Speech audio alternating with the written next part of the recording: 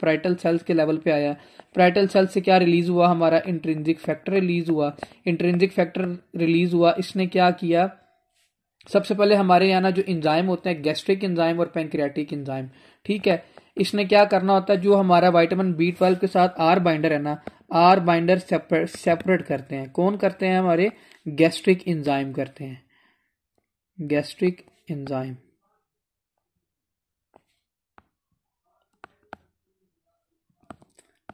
Are binder को separate कौन करता है, गैस्ट्रिक एंजाइम करते हैं। जब हमारा आर बाइंडर विटामिन B12 से सेपरेट हो गया तो विटामिन B12 क्या होगा, हमारा फ्री फॉर्म में होगा, ठीक है। विटामिन क्या B12 क्या होगा, फ्री फॉर्म में हमारे पास अवेलेबल होगा, ठीक है। विटामिन B12 फ्री फॉर्म में अवेलेबल होगा, इसके साथ क्या अटैच हो जाएगा, इंट्रिंसिक फैक्टर अटैच हो जाएगा। और वो कहां से रिलीज हो रहा था, हमारे पैराइटल सेल से रिलीज हो रहा था। क्या मैंने आपको बताया, आर बाइंडर अटैच हुआ, सलाइवरी अमाइलेज एंजाइम रिलीज हुआ माउथ से।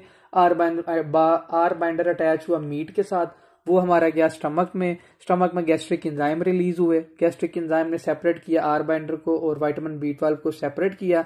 जब विटामिन B12 और आर बाइंडर सेपरेट हो गए, इंट्रिंसिक फैक्टर ने देखा कि विटामिन B12 फ्री है, जाके इंट्रिंसिक फैक्टर विटामिन B12 के साथ जुड़ गया। फिर ये जाएंगे इलियम के लेवल पे, कौन कौन, इंट्रिंसिक फैक्टर और विटामिन B12 दोनों मिलके जाएंगे किधर, इलियम के लेवल पे जाएंगे। और इंट्रिंसिक फैक्टर वहां पे क्या, आपकी इलियम के लेवल पे एब्जॉर्प्शन करवा देगा हमारी बॉडी के अंदर, ठीक है। किसकी एब्जॉर्प्शन करवा देगा, विटामिन B12 की एब्जॉर्प्शन करवा देगा। अब समझ में आ गया ये सारा। अच्छा, इसको एक दफा हम इसको रीड कर लेते हैं, बुक में क्या लिखा हुआ इन लोगों ने, फिर इसको एक दफा स्टेप 1 से भी रीड कर लेंगे, स्टेप 2 से भी रीड आउट कर लेंगे।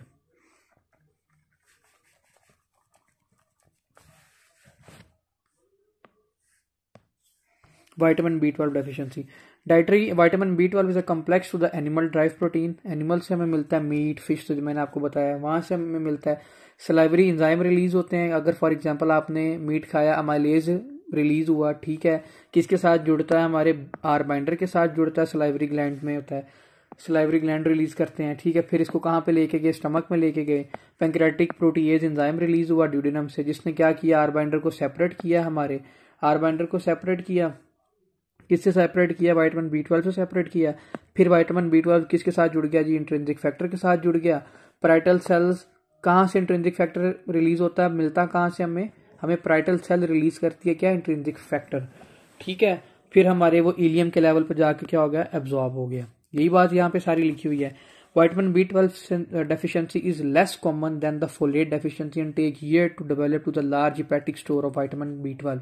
अच्छा, उसने यहाँ पे ये बात लिखी है कि हमारा विटामिन जो B12 है ना, वो रेयरली डेफिसिट होता है। क्यों, क्योंकि ये हमारी बॉडी में लीवर के अंदर 3 से 4 साल तक स्टोर कर सकता है, रह सकता है उसके अंदर। अगर फॉर एग्जाम्पल किसी के अंदर, अब किसी ने 2 साल से मीट नहीं खाया, वेजिटेरियन है, तो उसके अंदर विटामिन B12 के अभी सिम्टम्स नहीं आएंगे। क्यों, क्योंकि 3 से 4 साल तक तो ऑलरेडी स्टोर उसके लीवर में पड़ा हुआ है, ठीक है। अगर किसी ने 5 से 6 साल तक, 6 साल हो गया उसने मीट नहीं खाया, फिश नहीं खाई, वो क्या है, वेजिटेरियन है, उसके अंदर चांसेस ज्यादा होते हैं किसके, विटामिन B12 के डेफिशिएंसी होने के। ये बात यहाँ पे लिखी है, हमने एक दफा ऊपर डिस्कस भी कर ली। अच्छा, अब इधर से हम क्या पढ़ लें, एक दफा परनीशियस एनीमिया। परनीशियस एनीमिया का सिर्फ यहाँ पे ओवरव्यू, थोड़ा सा इंट्रोडक्शन दिया गया, इसको डिटेल में हम जाके पढ़ेंगे, मेडिसिन के अंदर पढ़ेंगे। अब परनीशियस एनीमिया में होता क्या है, परनीशियस एनीमिया में ना आपके अपने ही जो एंटीबॉडीज होती है ना, वो पैराइटल सेल्स को एज अ पैथोजन समझती हैं, इंट्रिंसिक फैक्टर को जो वो रिलीज करती है, और उसको मार देती हैं। अब परनीशियस एनीमिया के पेशेंट के अंदर antibodies against the intrinsic factor, अब इंट्रिंसिक फैक्टर को तो उन्होंने मार दिया, रिलीज नहीं हुआ, तो विटामिन B12 किसके साथ, इंट्रिंसिक फैक्टर के साथ लग नहीं सकता। जब विटामिन इंट्रिंसिक फैक्टर के साथ लग नहीं सकता तो वो इलियम के लेवल पे एब्जॉर्ब नहीं हो सकता। तो इस तरह क्या हो जाएगा, विटामिन B12 की डेफिशिएंसी हो जाएगी, ठीक है। Pernicious anaemia is the most common cause of the vitamin B12 deficiency. ये MCQs आ सकता है। Autoimmune destruction of the parietal cells body of the stomach lead to the intrinsic factor deficiency, ठीक है। एंटीबॉडीज किसके अगेंस्ट बन गई, हमारे पैराइटल सेल्स के किस लेवल पे, जो बॉडी, स्टमक का जो बॉडी पार्ट होता है ना, उसके लेवल पे, उसके लेवल पे हमारी एंटीबॉडीज बन गई, उसके अगेंस्ट इंट्रिंसिक फैक्टर रिलीज नहीं हुआ। फिर other cause of the vitamin B12 deficiency include the pancreatic insufficiency. For example अगर कोई पेशेंट है, कौन सा, पैंक्रियाटाइटिस का, ये भी अपने कॉजेज के अंदर मेंशन कर लीजिएगा। अगर किसी को पेशेंट है पैंक्रियाटाइटिस का, पैंक्रियाटिक एंजाइम रिलीज नहीं हुए, आर बाइंडर को सेपरेट नहीं किया, किससे सेपरेट नहीं किया? विटामिन B12 से, ठीक है, ये सेपरेट नहीं हुआ। जब ये सेपरेट नहीं होगा तो ये आर बाइंडर इसके साथ जुड़ा रहेगा, तो ये हमारे इलियम के लेवल पे एब्जॉर्ब नहीं होगा, ठीक है। आपको इसका क्वेश्चन कैसे देंगे पैंक्रियाटाइटिस का? वो बता देंगे पेशेंट का सीरम अमाइलेज भी रेज है, सीरम लाइपेज भी रेज है, ठीक है, साथ उसको फीवर भी है, अल्कोहलिक पेशेंट है, साथ वो एनीमिया के फीचर मेंशन कर देंगे, स्टोमाटाइटिस है, ग्लोसाइटिस है, और कुछ न्यूरोलॉजिकल सिम्टम मेंशन कर देंगे, ठीक है। वो कहेंगे टिंगलिंग सेंसेशन है हैंड में, ठीक है, और वो साथ मेंशन कर देंगे MCV का लेवल कितना है, ग्रेटर देन 100 है। तो आपने इसका आंखें बंद करके विटामिन B12 डेफिशिएंसी आंसर लगा देना है। क्यों? क्योंकि ये सारे फीचर उसने किस किस के दे दिए, दोनों के, पैंक्रियाटाइटिस के साथ किसके दे दिए, विटामिन B12 डेफिशिएंसी के। तो इसका आंसर क्या होगा? Megaloblastic anaemia, vitamin B12 deficiency. याद रखिएगा ये वाला पॉइंट। अच्छा,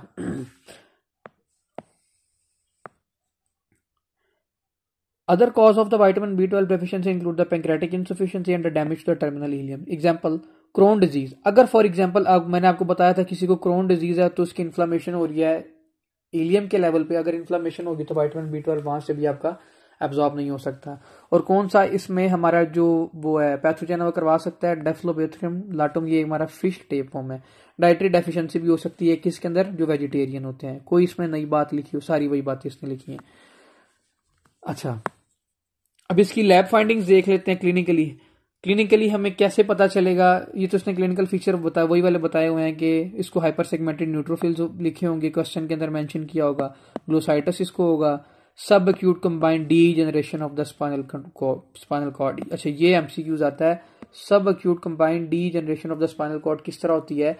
इसको हम कहते हैं कि जो न्यूरोलॉजिकल सिम्टम्स हमने पढ़े थे ना, न्यूरोलॉजिकल सिम्टम्स किसकी वजह से हो हमारे, ड्यू टू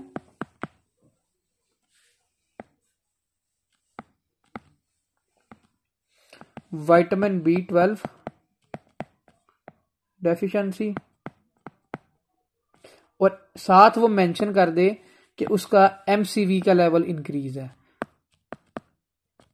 कहने का मतलब ये है कि वो किस तरह क्वेश्चन देगा कि हमारे ये न्यूरोलॉजिकल सिम्टम्स देगा, पेशेंट को न्यूरोलॉजिकल सिम्टम्स हैं। फॉर एग्जांपल वो बता देगा जिसको सीजर भी हो रहे हैं, इसको टिंगलिंग सेंसेशन हो रही है, ठीक है, टिंगलिंग सेंसेशन मस्ट मेंशन करेगा, ठीक है, टिंगलिंग सेंसेशन है प्लस उसका MCV का लेवल वो मेंशन कर देगा इंक्रीज है 100 से। इसको हम बोलते हैं subacute combined degeneration of the spinal cord, ठीक है, ये भी याद रख लेना। अगर विटामिन B12 डेफिशिएंसी के साथ नहीं मेंशन होगा, उसने न्यूरोलॉजिकल सिम्टम्स दिए होंगे, विटामिन B12 नहीं लिखा होगा, तो फिर आपने उसका क्या आंसर लगाना है, subacute combined degeneration of the spinal cord. अच्छा, विटामिन B12 फॉर द, ये मैंने आपको बता दिया है, मिथाइल मिनरल को ए को चेंज करता है किसके अंदर, सक्सिनाइल को ए को, और सक्सिनाइल को ए आगे क्या करता है, हमारे फैटी एसिड मेटाबॉलिज्म करवाता है, ठीक है। और सक्सिनाइल को ए पीछे हमने एक लेक्चर में पढ़ा था कि सक्सिनाइल को ए हमारा किसके अंदर चेंज होता है, आगे हमने पीछे पढ़ा था, आगे किसके अंदर चेंज होता है, अमाइनो लिविनोलिक एसिड के अंदर चेंज होता है। अब किसी पेशेंट के अंदर विटामिन B12 डेफिशिएंसी है, आप इसको कह सकते हैं कि उसमें विटामिन इसको सिड्रोब्लास्टिक एनीमिया होने के चांसेस हैं, हो सकते हैं, उस पेशेंट के अंदर भी हो सकते हैं, लेकिन लीस्ट कॉमन है। क्यों? क्योंकि हमारा और जगहों से भी सक्सिनाइल को ए बन रहा होता है। फॉर एग्जाम्पल वहां से भी नहीं बन रहा, विटामिन B12 की भी डेफिशिएंसी है ना, तो फिर हमारा सिड्रोब्लास्टिक एनीमिया हो सकता है, और पीछे हमने सिड्रोब्लास्टिक एनीमिया पढ़ लिया। Vitamin B12 deficiency result in increase the level of the methylmalonyl acid which impair the spinal cord demyelination। मैंने आपको बताया था ना, जो मिथाइलमेलोनिल को एसिड है, मिथाइलमेलोनिल को एसिड ये करता है कि हमारे लिए टॉक्सिक है। हमने बिल्कुल स्टार्ट में यहाँ जब मैंने लिखा था मिथाइलमेलोनिल को ए है, ये हमारे नर्व्स के लिए क्या है, टॉक्सिक है, ठीक है। ये हमारे नर्व्स के लिए टॉक्सिक का क्या करवा देता है, उनकी डीमाइलिनेशन करवा देता है, इसीलिए हमें क्या आते हैं, न्यूरोलॉजिकल सिम्टम्स इस डिजीज में, इस विटामिन B12 की डेफिशिएंसी में हम देखते हैं। Damage result in the poor proprioception, vibratory sensation उसकी लॉस हो जाएगी, और स्पास्टिक पैरेसिस हो जाएगी, और लेटरल कॉर्टिकोस्पाइनल ट्रैक इसमें इन्वॉल्व होगा। कौन सा नहीं होगा इसमें, एंटीरियर स्पाइनोथैलेमिक ट्रैक इन्वॉल्व नहीं होगा, एंटीरियर स्पाइनोथैलेमिक ट्रैक नहीं इन्वॉल्व होगा। बाकी सारे neurological symptom with MCV increase that can lead to the vitamin B12 deficiency. Serum vitamin B12, अब अच्छा इसने इसके लैब फाइंडिंग्स की तरफ चले जाएं। इसकी जो लेबोरेटरी फाइंडिंग्स है इसको हमने डायग्नोज कैसे करना है, ठीक है। लैब फाइंडिंग्स में हम इसमें क्या देखेंगे,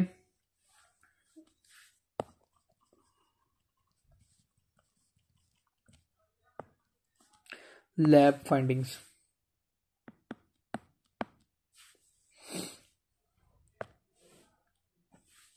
एमसीवी क्या होगा, इसको जूम कर ले, एमसीवी 100 से ज्यादा होगा। न्यूट्रोफिल्स क्या होंगे, हाइपर सेगमेंटेड न्यूट्रोफिल्स होंगे इसमें, हाइपर सेगमेंटेड न्यूट्रोफिल्स। इसका मतलब क्या है कि 5 से ज्यादा लोब होंगे न्यूट्रोफिल्स के, ठीक है। विटामिन जो सीरम B12 है, विटामिन B12 क्या होगा, इस पेशेंट के अंदर डेफिसिट होगा।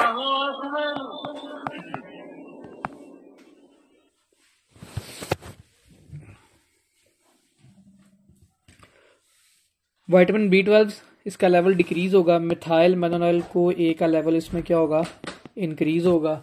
सक्सिनाइल को ए का लेवल इसमें क्या होगा, वो इसमें डिक्रीज होगा, ठीक है। और इसके अलावा इसमें और क्या हो सकता है, एंटीबॉडीज देखेंगे। अगर फॉर एग्जांपल परनीशियस एनीमिया का पेशेंट है ना, तो एंटीबॉडीज अगेंस्ट किसके देखेंगे हम, इंट्रिंसिक फैक्टर के अगेंस्ट देखेंगे, ठीक है। ये कुछ लैब फाइंडिंग्स जो हम इसमें देखते हैं। होमोसिस्टीन का लेवल भी इसमें हम इंक्रीज देखेंगे, किसका, होमोसिस्टीन, और वही क्या करवाती है, हमारी इस्कीमिक हार्ट डिजीज वगैरह करवा देती हैं। बस ये कुछ लैब्स फाइंडिंग है जो देखेंगे। जो इसमें सबसे ज्यादा की फीचर है ना, वो ये है कि एमसीवी का लेवल क्या होगा, 100 से ज्यादा होगा, ठीक है। ये सारे इसके लैब फाइंडिंग्स है जो हम इसमें देखेंगे। अच्छा, अब इसका हमने कैसे पता करना है कि ये हमारा विटामिन B12 डेफिशिएंसी है या हमारा परनीशियस एनीमिया। अब हमने इन दोनों को डिफरेंशिएट कैसे करना है, किसको, परनीशियस एनीमिया को विटामिन B12 से, ठीक है। इस लाइन लगा लेते हैं, इधर लिख लेते हैं जी विटामिन B12 डेफिशिएंसी, इधर लिख लेते हैं जी परनीशियस एनीमिया। अगर आपने किसी को बाहर से विटामिन B12 दिया है, ठीक है, और बाद में आपने उसके यूरिन में देखा है कि विटामिन B12 स्टिल अभी उसका लेवल क्या है, यूरिन और सीरम में, बेसिकली यूरिन में उसका लेवल क्या है, इंक्रीज है, ठीक है। इसका मतलब ये है कि उस पेशेंट के अंदर विटामिन B12 डेफिशिएंट इटसेल्फ नहीं है, कोई ना कोई और डिजीज है, ठीक है। क्योंकि हमने विटामिन B12 बाहर से उसको दे दिया तो फिर भी रीअब्सॉर्ब नहीं हो रहा। आपने विटामिन B12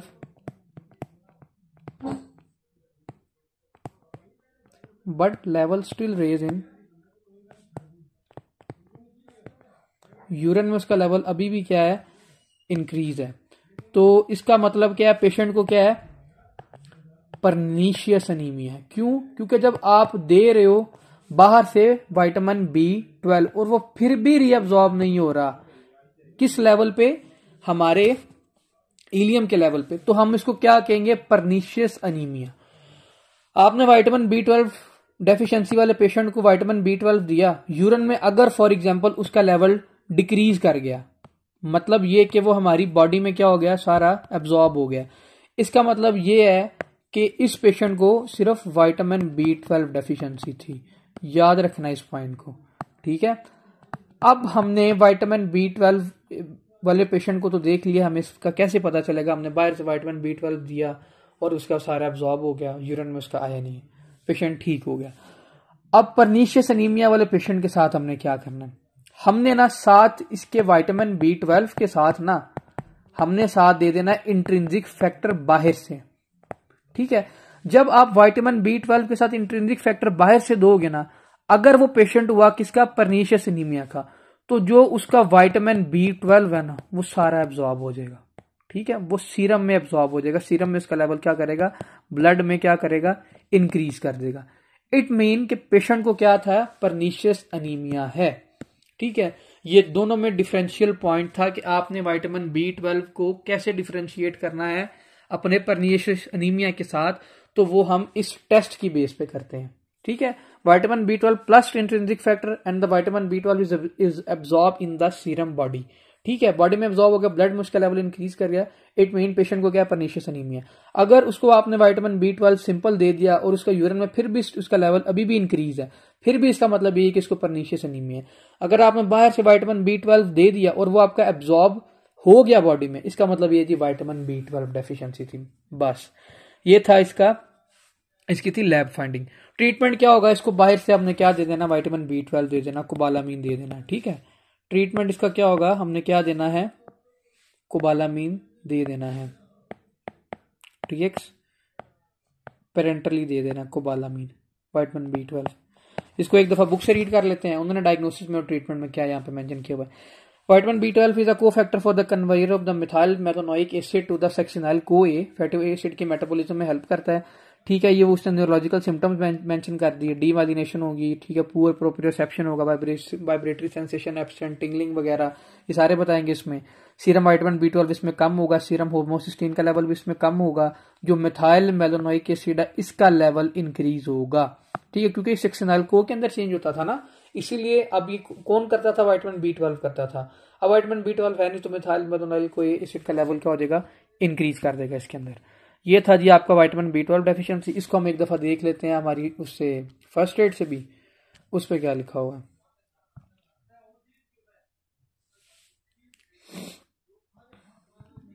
विटामिन B12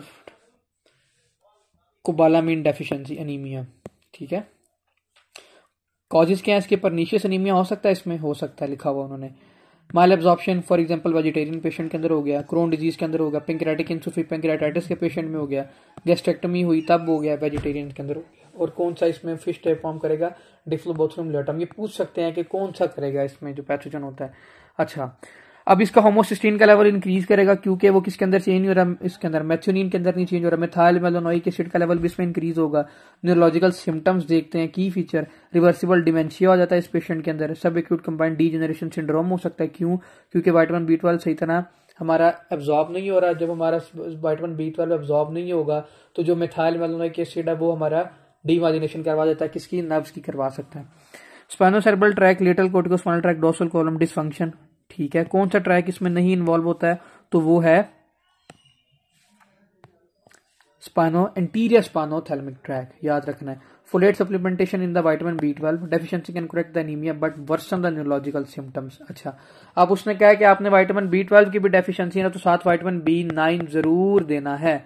उसकी रीजन ये है कि आपको पता है मिथाइल टेट्राहाइड्रोफोलेट ही चेंज होता है किसके साथ, आपके टेट्राहाइड्रोफोलेट के अंदर चेंज होता है, और मिथाइल ग्रुप अटैच होता है किसके साथ, कोबालामिन के साथ अटैच होता है।